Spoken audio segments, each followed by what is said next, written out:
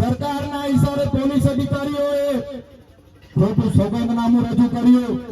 એમણે કીધું કે ચૈતર વસાવાને આદિવાસી વિસ્તારમાં નહીં રખાય, એ આદિવાસી વિસ્તારોમાં રહેશે એટલે કાયદો અને વ્યવસ્થા બગડી જશે, એને નર્મદા જિલ્લામાં નહીં જવા દેવાય, એમને ડેડિયાપાડામાં નહીં જવા દેવાય, એમને હદપાર કરો। હવે જનતાનો ચૂંટાયેલો ધારાસભ્ય છતાં પોલીસે સોગંદનામું કર્યું અને આજે મને ડેડિયાપાડામાં હદપાર કરવામાં આવ્યો છે। હું ડેડિયાપાડાની હદમાં પ્રવેશ કરું એટલે મારા જામીન રદ થાય, મારે ફરી જેલમાં જવું પડે।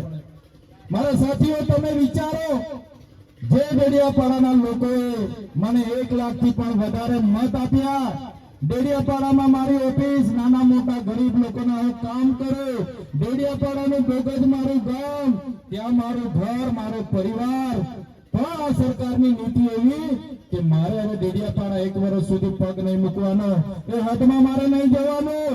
ત્યારે મારા સાથીઓને કહેવા માંગુ છું, આ તમારા ભાઈ, આ તમારા દીકરા સાથે જે આ સરકારે અન્યાય કર્યો છે એનો બદલો આવનારી ચૂંટણીઓમાં તમારે લેવાનો છે। આ યાતના, આ વેદના અમારે એટલા માટે તમને કહેવી પડે કે ઘણા લોકો અમને બોલાવે છે, આવતા રહો ચૈતરભાઈ, મંત્રીમંડળમાં બનાવી દઈશું મંત્રી, પણ તમે મને મંત્રી બનાવી દેશો, પૈસા કમાઈ લઈશું, ગાડી ઘોડા થઈ જશે, બંગલા બનાવી લઈશું, પણ જે અમારી ગરીબ જનતાનો અમને જે પ્રેમ મળ્યો છે એ મારા માટે મંત્રી અને મુખ્યમંત્રી કરતા પણ વધારે છે। મારા લોકો 11 વાગ્યાના ફુલહાર લઈને મારા માટે ઉભા છે, હજારોની સંખ્યામાં ખાધા પીધા વગર રાહ જોઈને ઉભા છે। આ મારા માટે મંત્રી અને મુખ્યમંત્રી કરતા પણ વધારે છે।